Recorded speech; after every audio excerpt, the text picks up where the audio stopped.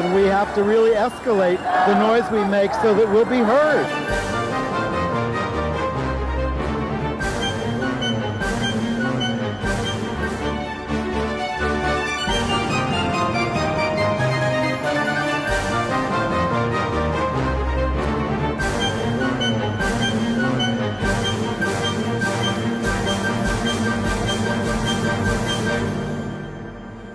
Welcome to Gay USA. I'm Andy Hum. I'm Ann Northrop. We have a special show for you tonight.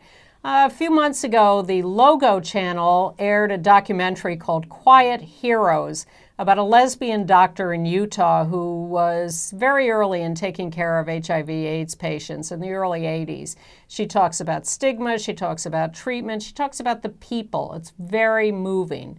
And then Logo asked me to assemble a panel of lesbian AIDS activists to talk about our work in the epidemic. And that roundtable is what we're going to show you tonight. These are veteran lesbian AIDS activists, and it's really a very moving show, informative show, and hilarious show. So we're going to bring you that now, and then we'll be back at the end. Logo has asked us to come here today to talk about lesbians and their work in the AIDS epidemic. So I'm here with three colleagues and friends of many years standing who have done fundamental work and continue to do work on these issues. I have on my immediate left Stacy Smith, who works on housing currently with the West Side Federation for Senior and Supportive Housing. Stacy has been arrested more times than I think anyone I know doing civil disobedience on AIDS and other issues. And Stacy is on the board of Health Gap and continues to work on these issues. Maxine Wolf is a legendary activist and organizer, a veteran member of ACT UP New York, where she helped found the Women's Committee that worked on changing the definition of AIDS in women to get them proper treatment and coverage. Maxine was also an early worker with the Lesbian Herstory Archives and is a coordinator there now and a co-founder of the Lesbian Avengers. She was a professor of environmental psychology at New York's CUNY Graduate Center. Amanda Lugg is the Director of Advocacy at African Services. She works with immigrants mostly on HIV/AIDS issues. She is also on the board of Health Gap. So I wanted to start, we're all veteran activists. We've all worked on these issues for a long time, but where did we come from in the first place before we ended up here? Stacy? So I grew up in the Deep South, a combination of Georgia, Mississippi, and North Carolina, in what people call the Bible Belt, and I grew up in a Southern Baptist family, kind of a working class, not political family at all, but religious family. And I actually came to New York City as a missionary with the Southern Baptist Convention, and at the church I was assigned to work at, I met my first girlfriend, and sometime later, we decided to come out publicly to the church, and they kicked us out. Surprise, surprise. Okay. Maxine, what's your background? My background is I am Brooklyn born and bred, and I still live in Brooklyn. And I come from an immigrant working class Jewish family. My grandfather got most of the family out of Poland when Hitler was elected. So fortunately, my close family lived, but not many others.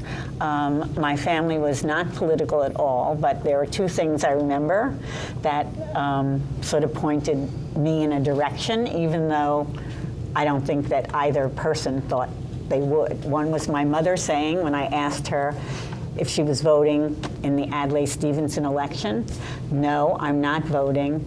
None of them are for us. None of them are for the working people." Of course, I was horrified because I was a first generation, American. And the second thing was a friend of mine in high school. I was very young. In high school, I was only 13 when I started. And she took me to hear Pete Seeger sing when he was blacklisted. And he sang, "This land is made for you and me," and I believed him.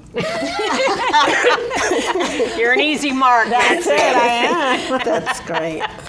That's All right, Amanda. I was born in London. but actually grew up in Iran, pre-revolution Iran. The daughter of, the adopted daughter of Episcopalian preacher and his wife, who was a teacher. And we moved back to England in the mid-70s. They were a conservative family, like born-again Christian, but not crazy American born-again Christian, more, conservative English born-again Christian. And though I didn't have the same religious views as my family, I certainly respected the fact that they didn't just talk the talk, they walked the walk. We were forever having homeless people knocking at the door for, something to eat, whatever. My dad would give them, a job in the garden. I'd have to make sandwiches. So we get the picture. Yeah, that was a bit of a ramble. That's okay. My apologies. Well, and then I've been in New York since '93. All right. Well, you're reminding me that my father used to say I came from a mixed marriage. My father, the Episcopalian, and my mother, the Congregationalist. Oh, really? There you go. It's about as mixed as it got in my family. I came from the very waspy suburbs all over the country. My father worked for an airline, and we moved a lot, but I went to private schools. I was a Boston debutante, but I got over that. And I think the first, you went to the Pete Seeger concert. When I was in college in the late 60s, a New York Times writer, Harrison Salisbury, came to campus and spoke, and he read letters from soldiers in Vietnam talking about the atrocities they'd committed. And that was a big turnaround for me because my family was very Republican. My mother always thought Nixon got a raw deal. And even though I had watched the civil rights movement on television and was horrified by people getting hit with fire hoses and dogs and had watched the Fulbright hearings on Vietnam and stuff, I needed radicalization, and that really did a lot for me. Wow. So, but why aren't any of us working for General Motors or some other corporation? How did we go from our various backgrounds to more social service or academic or activist lives? Maxine, how did that happen for you? I never wanted to work for corporate America. I have no idea why not. But I think that I always saw the fact that I did well in school as my ticket. Sort of like that was the way I could earn a decent living. And nobody, and I was in the academic track in my high school was like minuscule. Out of 3,000 kids, maybe in 3 years, 100 kids, okay? But I did well in school, and my teachers kept pushing me, and when I went to college, I didn't know a person in the world who went to college. I had no idea what you did every day. And when I got there, I was just so enthralled by the information and the courses that I took, and that I just kept going, and I did really well. So everybody kept assuming I would keep going. When I graduated, I actually thought you could get a job with a bachelor's degree in psychology, because who knew? And I went to the only place that had jobs, which was like these corporations that did testing, and they asked if I could type. And I actually said no, because I could, but I'd be damned if I was gonna, work. Oh, that's the classic advice. Don't let them know. Don't let them know, because 4 years I typed in order to get through school, because I had to support myself, even though it was a free education, which I should just plug that. I went from my bachelor's degree to my PhD for free at the City University, and everybody should be able to do that. So you developed an academic career, but how did you first step into activism? Actually, I just, the first thing I can remember of actually doing something physical was I actually tried to join Brooklyn Corps, but it was right when they moved to being all Congress black. of Racial Equality. Yeah, Congress of Racial Equality, and I couldn't go down to the South because I didn't have any money. But in 1964, when people were unseating the Mississippi delegation to the Democratic Convention because they were all white, Somebody asked me if I would be willing to give out flyers, and I said sure. And I went on Flatbush Avenue in Brooklyn and gave them out. I always felt moved about civil rights. I have no idea why. I was horrified watching the McCarthy hearings when a neighbor who had a television let us watch them. And I remember that I got a book of Lillian Smith's, who, by the way, was a lesbian, that she had written called Now is the Time, which was about let's get rid of segregation. And those things always were meaningful to me. And so the first chance I had to do something, I did. And I should say that one of the things even then that got me was I handed a leaflet to a postal worker who was getting out of his truck.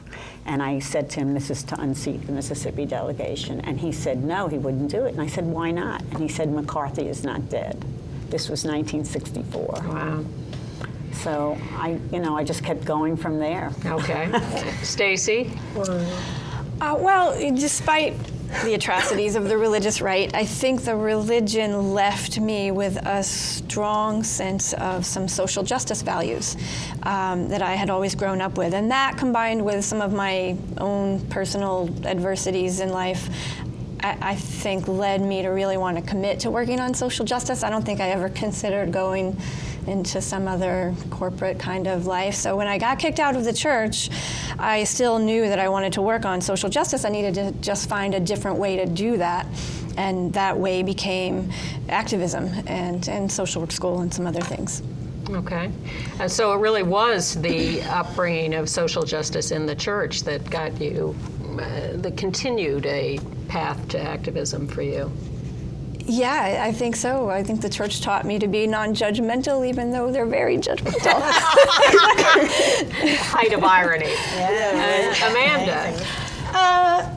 For me, I guess my very first desire for a career was to be a firewoman.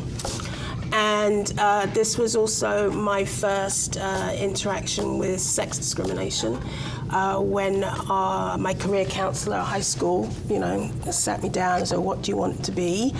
And I said, a fireman. Well, you can't. Why? Because you're a woman. Yeah, and I want to be a fireman. There were no female firefighters in 1975. And honestly, from then on, I had no idea what I wanted to do. It never occurred to me to be working in any kind of corporate job or anything connected with business, but I really had no idea. And I kind of fell into catering. Like a lot of young people, I was working as a waitress in a restaurant for extra money while at high school, and then ended up working there full-time for the summer, failed some exams which should have got me into university, and so stuck with it and moved to London, and then got pretty good at it, actually. And it served me well at the time. I got to travel. I got to work in fabulous, glamorous places. I was the first female chef at the Playboy Club, which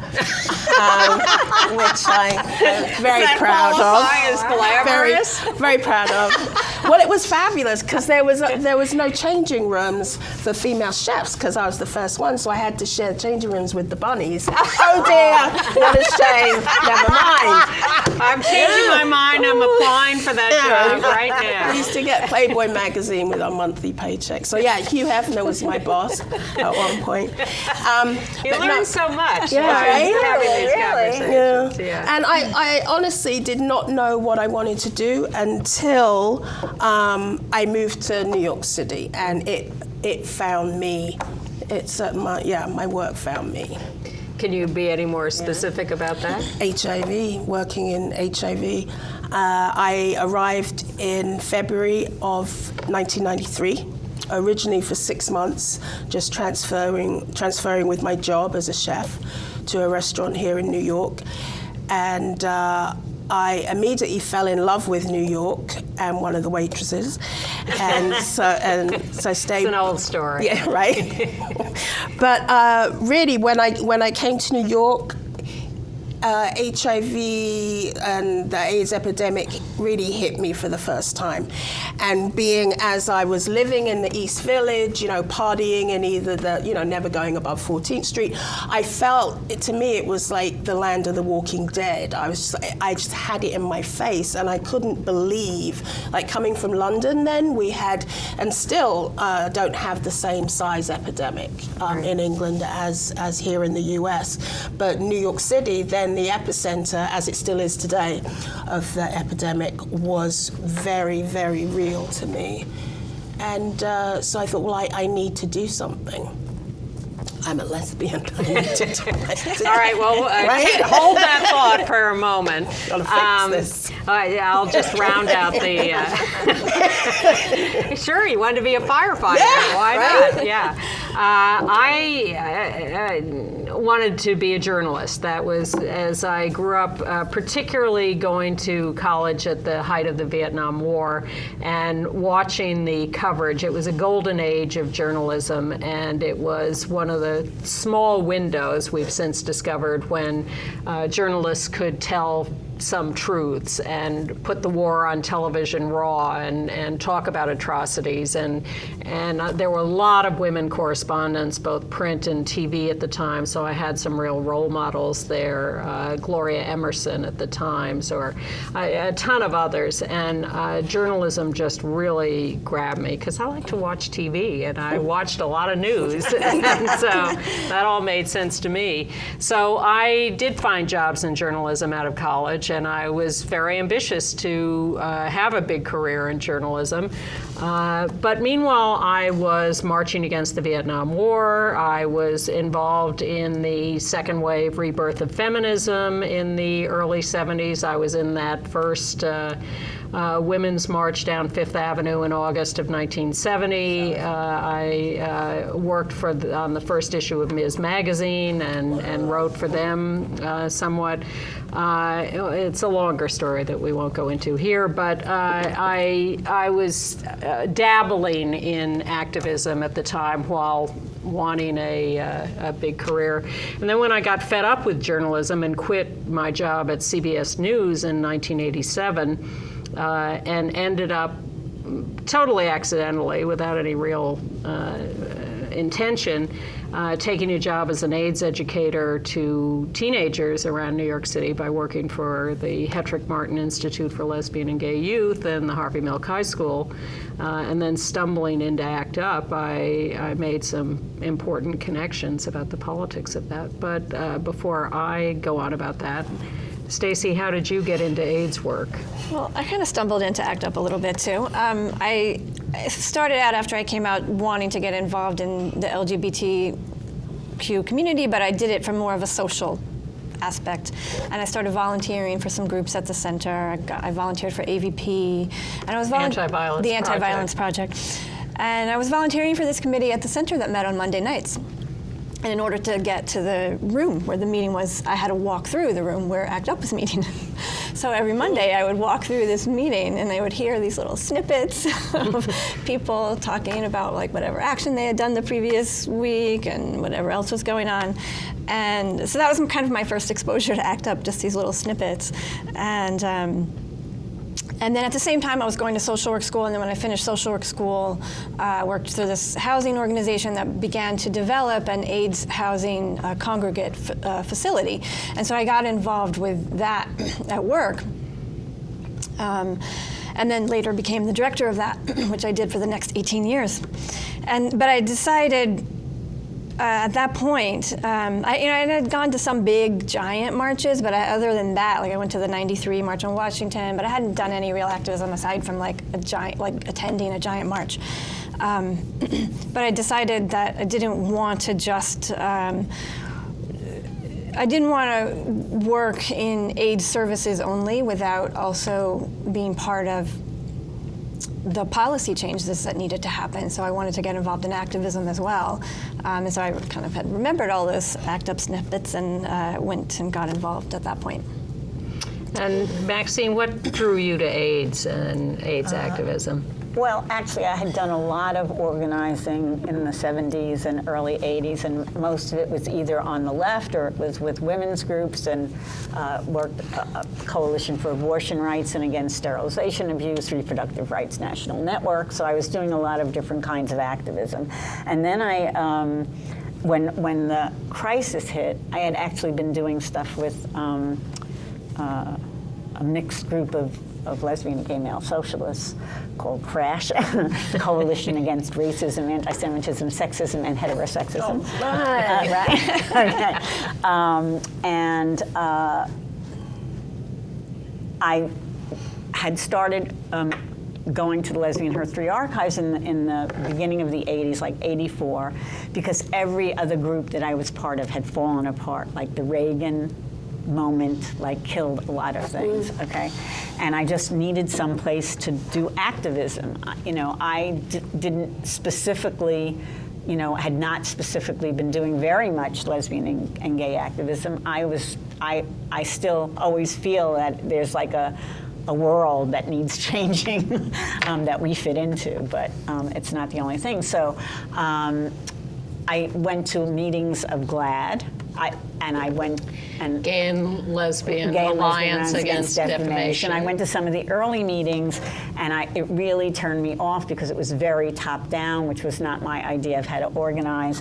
And I always tell the story because it's really funny that there were a lot of lesbians who said, "Why are you doing work in AIDS, and that's not our issue, and that's not important." I said, hello, they said you don't know any gay men, which I happen to do, but I said, hey, how many Nicaraguans do you know? Because so many people were doing work on Nicaragua, so it just always seemed to me like there was a lot of internalized stuff in the lesbian community about not working with gay men that grew out of the feminist moment and stuff. And while I had issues about that stuff, that was not it. Because to me, what got to me about AIDS was the homophobia. And you'd open up the newspaper and it would be screaming at you. And those were the moments when, what's his name? Buckley wanted to tattoo people, and and to me that was like, no, you've got to do something. It's not just about. It didn't matter at that time. I didn't know even that women were affected by it. I just felt like this is part of my community. This is part of New York. I have got to do something. And so I started going to those demonstrations, but they were very not satisfying. And so I also was part of starting a group at CUNY called CUNY Lesbian and Gay People. And in the 1987 Pride March, we were behind ACT UP. And I saw ACT UP, and I went up to one of the four women that I could see, and I said, "Are there women in your group?" And she said, "Absolutely." I said, "Okay." So that Monday, I showed up at the center. This was in June of 1987.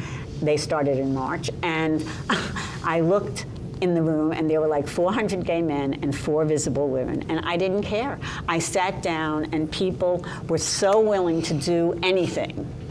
And the sense of urgency and of wanting to change things was so palpable that it was just amazing. And if you had an idea, you could do it. And so I sat in this room where having done activism for that long in New York, I knew nobody.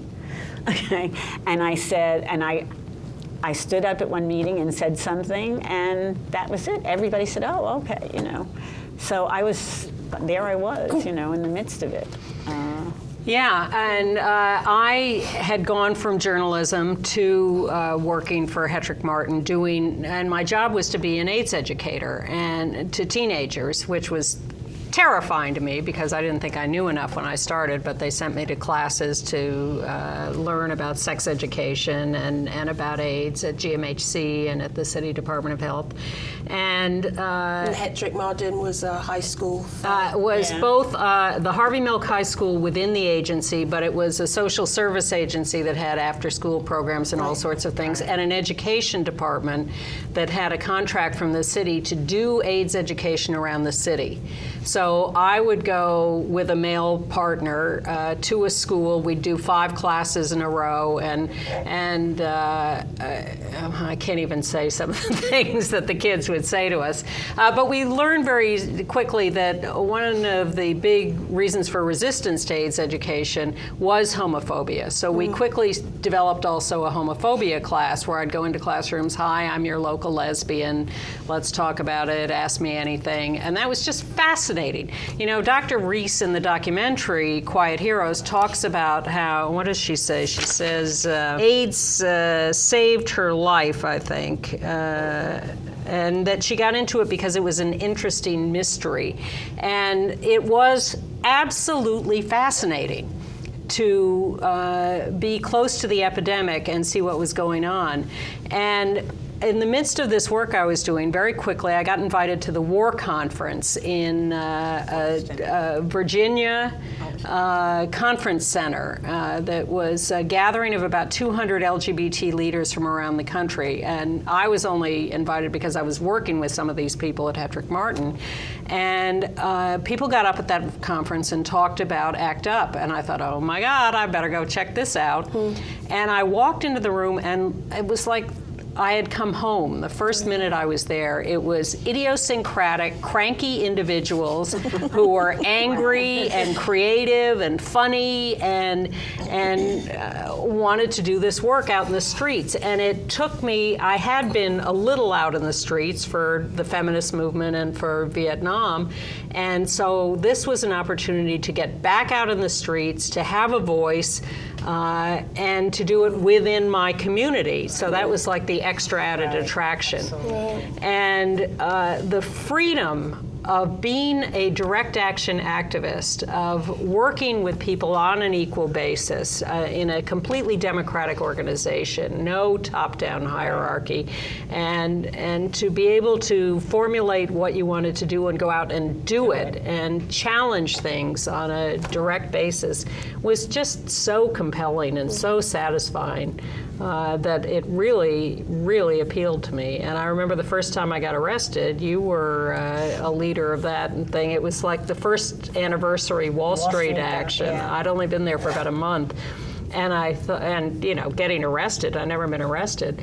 But when you get arrested with 200 of your friends, it's easy. Yeah. Well, that's why I always tell people when I train people, you know, do martial training or CD training, I always say to them, remember how privileged you are. Yes, because absolutely. you get arrested and you have the support structure and you have people out there waiting for you, et cetera. And that's very different than the people who are usually in this place. So, you know, it's what you were saying. And in fact, Amanda, you have found that you can't get arrested.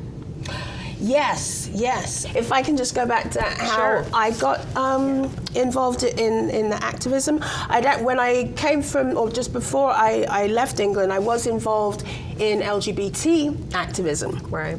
Remember, I was in London, in England, in Thatcher's Britain, and we had this disgusting law, Section 28. Right, Clause 28. Clause 28, where government money was not allowed to be used for any homosexual education, or so funding for organizations and schools were disallowed, and also kissing, same-sex kissing was a crime. So it was actually one of my favorite demos then, was the kissing in Piccadilly Circus. We detect a theme with you. But yeah, so I joined Outrage with Peter Tatchell. Yeah, we started that in 1990, and so that was my activism within the community. So similar to Maxime, when I came to New York, it was the homophobia and these the reports I'd see on TV, you know, with people picketing kids at school, and then there were no, you know, the laws weren't in place then around housing discrimination, people losing their jobs, losing their housing. And for me, I think then it was the homophobia above the health.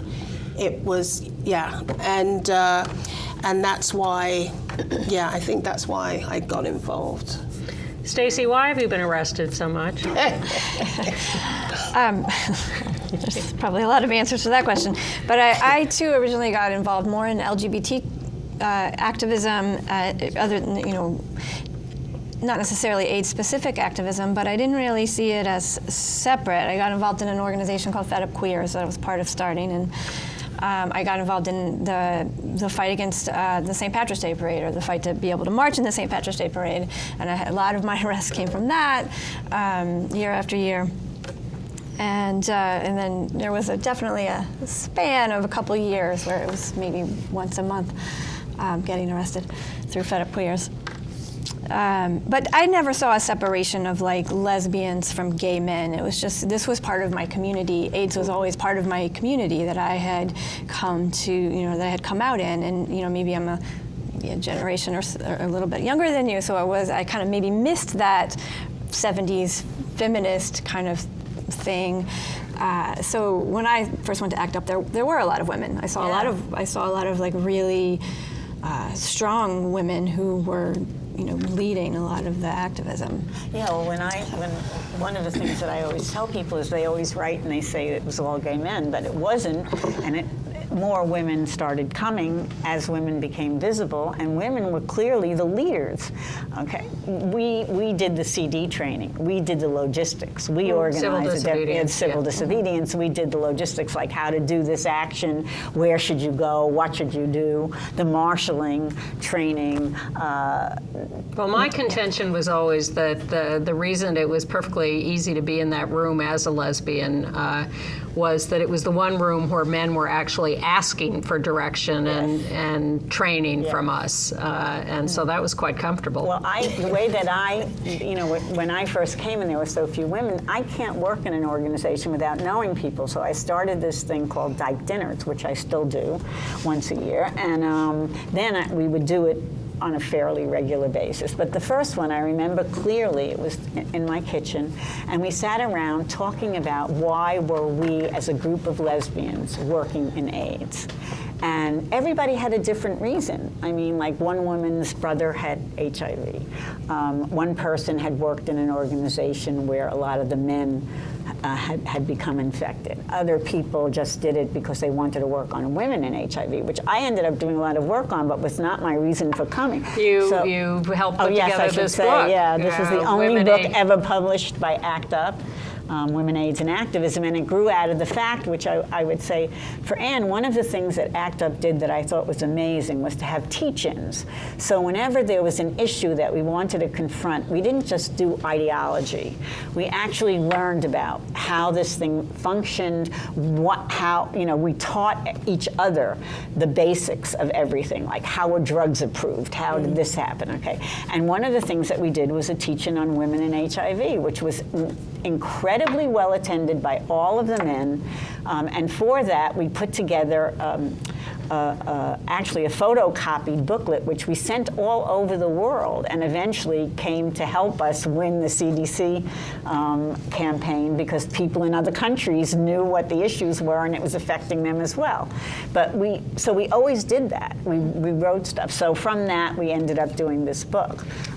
Go ahead. Well, my real impetus in getting involved in ACT UP and street activism again was understanding the connections between the civil rights movement, the Vietnam War, feminism, and the AIDS epidemic, that it was about people in power not caring about anyone else, only caring about their own survival and being perfectly happy to let everybody else die. And when I understood those connections, I understood that this was the same fight, and that I had the opportunity to be on the front lines where the action was at the moment. And I found that very appealing. So the fact that the content was fascinating and the people were my brothers and sisters was fantastic. But really for me it was about the politics of it. And I still, to this day, all I want to do is attack and change the people in power and please make the world work in a better way. Well, people used to always say like that AIDS was a single issue. Like a lot of people on the left would say that, and I would say, what do you mean single issue? Like it's about sexism, racism, class, you know, power, etc. It's about every single thing. And in fact, ACT UP from the very beginning, which people don't know, we didn't just have a women's committee. We had a committee on, we had a youth group, we had the women's stuff, we had the treatment stuff, we had housing. All of those committees started early on and in fact led to what eventually became other organizations in the community. And interestingly, all those issues come up in this documentary too, this Quiet Heroes documentary that airs on Logo on the 23rd. Dr. Reese talks about stigma, talks about housing and food as issues, talks about homophobia, talks about government indifference, religious stigma.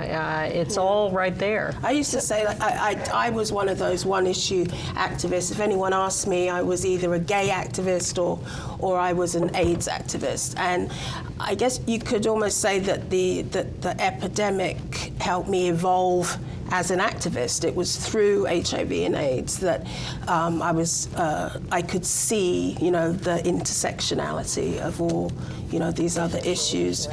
And the actual activism that I did around HIV was not until 2000, and that was really on the global issue, the global pandemic. But what I did do in '93 when I first came, like as I was saying, I thought it was like The Walking Dead, and I felt I needed to do something, so I went to volunteer at an organization. I wasn't thinking of activism per se, but I needed to do something, and I was reading one of the magazines, and I saw an article about God's Love We Deliver, which at the time was and still is an organization that cooks and delivers meals to people with chronic diseases now, but illnesses, but then it was specifically just people who are homebound with AIDS. So I thought with my skills as a chef, I could be of some use there. So I actually went to the orientation for the volunteer, and they were taking us through the offices, and I saw a posting for evening head chef. So I thought, wow. I remember still not knowing what I wanted to do with my life. Yeah, but I thought, well, if I can do it, I'd rather do it here than, in the restaurant. So I applied for the job, I got it, and within 2 weeks I was doing that. It wasn't enough. I mean, I still had to evolve still. And that came around with the changing face of AIDS. Yes, Stacey? When I started working at the housing program, the AIDS housing facility, that was around 1997. So, there were some medications. There was the cocktail, and there was some people were starting to live longer. Still many, many problems, and we definitely had a lot of residents who did not make it. But a lot of the activism became around housing because we kind of had learned that housing equals healthcare, and while some people had access to medicine, people who were homeless or formerly homeless did not have that access. And so many of our residents came to us not having had that access, and they were low income, they were people with mental illness, largely people of color, a lot of drug use, or people who in the past had done drug use, and they hadn't had the same kind of access. And so we did a lot of activism with Jennifer Flynn, who founded the New York City AIDS Housing Network. So we did a lot of stuff for that, and the city, I think, from some earlier activism, a law had been put in place where the city was required to house people same day, people with AIDS, same day that they presented to them, and they weren't doing it. So we were hearing lots of stories of people would go to DASIS to be housed and they weren't being housed. And so we started a campaign that I think we called DASIS Watch, where we just went to their office. Services. Yes. DASIS. Now called HASA. Just lost the audience. Sorry. The HIV/AIDS Services Administration of New York City.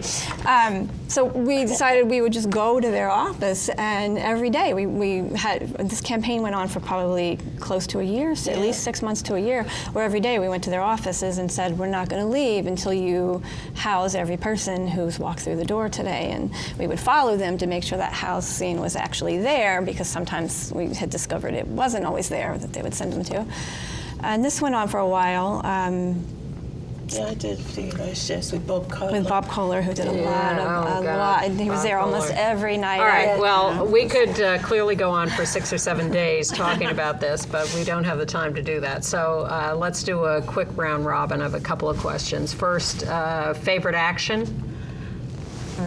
My favorite action was Shea Stadium. That was great. I was there. Yes, that was great. You know, it was for a whole slew of reasons, because that was this group had started with the 1993 March on Washington.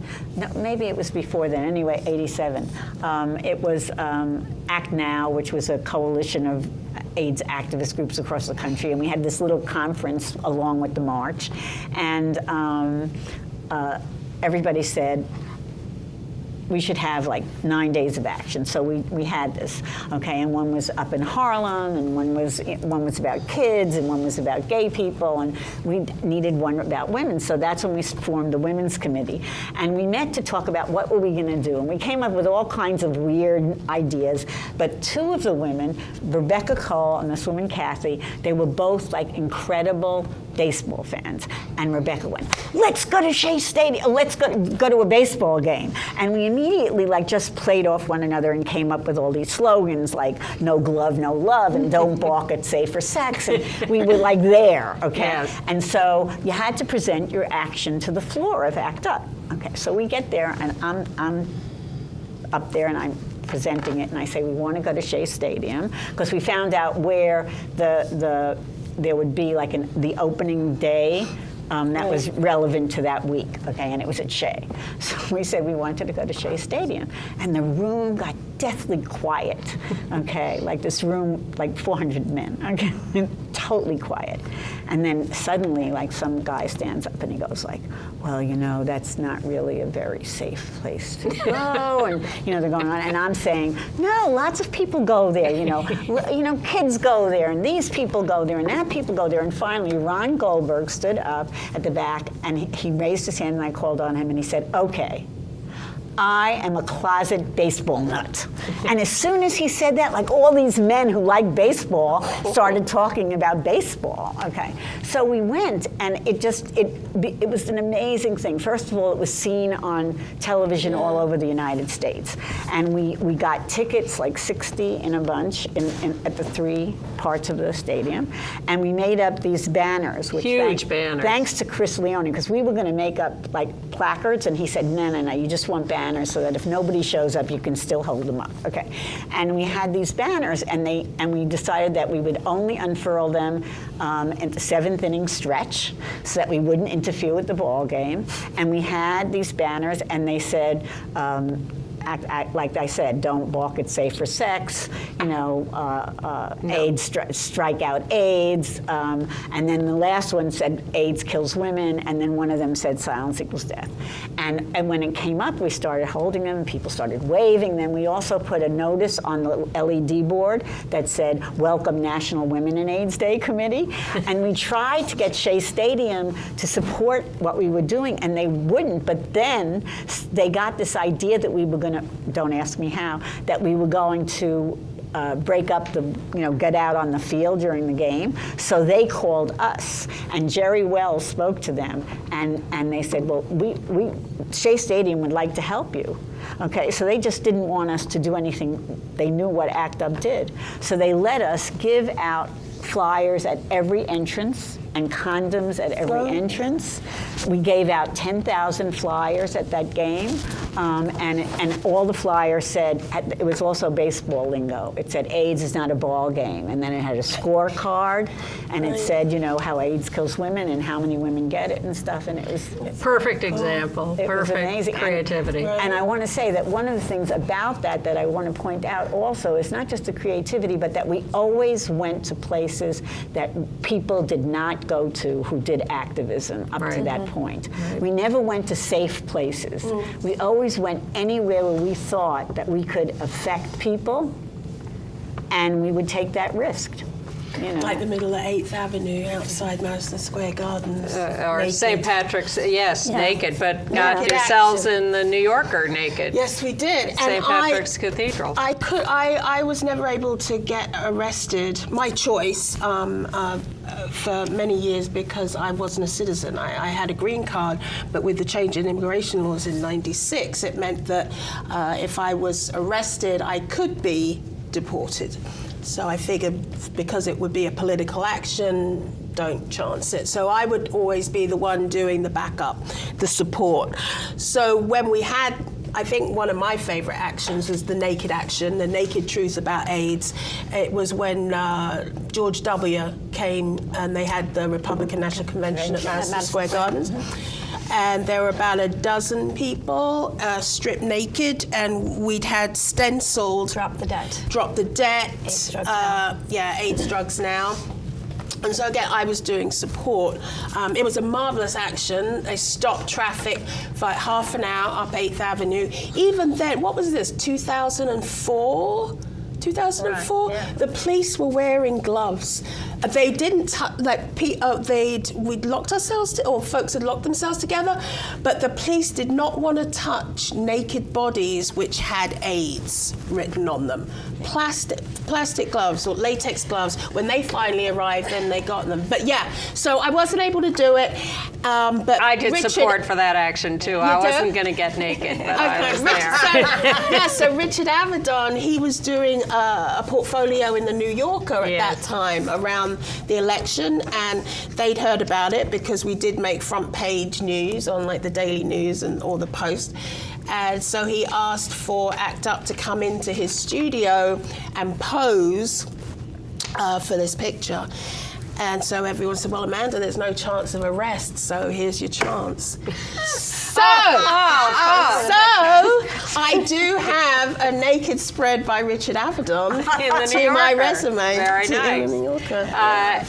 Quickly, I would have to say that my favorite action was going to Tennessee when Al Gore was going to announce his candidacy for president. Yep. And I had a favorite client from the Ivory Coast. And she was a lesbian who came out at an early age, and because of the shame of that, decided to get pregnant so that it would lessen the shame on her family. She met a businessman that she assumed would be safe and ended up with HIV. She came to the U.S. To visit her brother, and that's where she got diagnosed, and then she was stuck here and could never see her son, could never go back, and because she had medicine here and she would die there. And I came to understand that the U.S. had a large role to play in that, is because the U.S. had a large role to play in why these countries, these developing countries, didn't have access to medicine. And Al Gore in particular had a relationship with South Africa and with the U.S. Trade Office, where they had been put on a watch list for legally acquiring generic drugs through a process called parallel importing, but they still had been sanctioned by the U.S. government, and they also were being sued by a group of pharmaceuticals. So at the same time, Al Gore decided to run for president, and so he became our target. And it's one of the things that I definitely learned from ACT UP is how important it is to pick the right target. And he was definitely the right target for that moment, because also the timing of when you do something. We went there totally expecting that we would be arrested in some conflagration. A jail in the South that I didn't want to be in. But what happened was, because he was running for president, he didn't want that kind of bad publicity. So we got right up front, waited for hours singing Good Old Rocky Top, and then as soon as he made the announcement, and like at your action, there was already tons and tons of press there. And as soon as he made the announcement, we pulled out banners that we had snuck in that said AIDS, drugs for Africa, Gore's greed kills. Right. And then we proceeded to follow him around the very next day. That action got so much press that the very next day, that same day, later that day, he was in New Hampshire, and a group of our friends went to New Hampshire, one of whom is Rachel Maddow. went to New Hampshire and got right behind the stage where he was talking and unfurled a banner that said same thing, AIDS, drugs for Africa. They were on the stage with him. Yeah, just right behind. Because when they got to the auditorium, those were the only seats left. So they were seated next to him on the stage. Yes, those people. And Tipper was there. Somebody got fired for that, I'm sure. And then you guys had gotten back to New York. And then the very next morning, his third campaign stop was Wall Street. And so we drove straight from the south to Wall Street and went to that. And by then we had the same thing there. And by that day we had what's her name, Donna Brazil, called us and like, who are you people? Let's talk. Campaign. Oh yeah. So, but the key thing there was getting between him and the cameras to get yourselves on the air. And for me, of course, it was Stop the Church, where I got arrested inside St. Patrick's Cathedral. But we really have run out of time. We are milking this. So I want just in a couple of sentences, I know it's depressing to stop. We could go on and on. But how has activism affected your life? In one sentence or two? In every way. I mean, I do activism because it works. I mean, every positive social change that you can think of that's happened in this country, or policy that's been put in place, has started with activists. It didn't, politicians don't wake up someday and say, I'm going to create this wonderful policy. It always starts with activists, and it always starts with a combination of activists and organizing. So I really believe in doing activism that is part of a sustained campaign of organizing. Mm-hmm. I mean, the one time, street spray paintings are great too, but really I believe in doing it along with a sustained campaign of organizing. And it works, and it's affected my life because it gives me a sense of hope and a sense that, that you can create the change that is needed, whatever the issue is. Policies that are in place and social structures that are destructive were just put in place by people, and people can overturn those at any point. Maxine? Wow, I would say the same thing. Yeah, exactly. Ditto. Well said, Ditto. Ditto. People always, think that you do activism, it's like serious, serious, serious. But I don't know anyone who doesn't get high at the end of an action. And the reason you get high and you want to celebrate is because you feel the power of the people. Yeah. Yes. And that to me is so important. The world, the power structure is designed to disempower you, to make you feel like you can't change anything. Yes, very specifically divide and conquer. Right. But I have seen things change in my life. It's not like that we're there yet. But, I grew up when there was segregation in the South, and I saw, presidents resign because of the Vietnam War, protests, and I saw the CDC change the definition of AIDS so that women were included in it and could get the things they needed. And so I just always feel like that's what it does for me. It gives what you said, it gives me a sense of hope, and despite the terrible people in the world, it gives me faith that there are people in the world who want to make that change. Mm-hmm. And that, that one of the things that you do as an activist is that you're a model, so that somebody looks and says, I could do that too.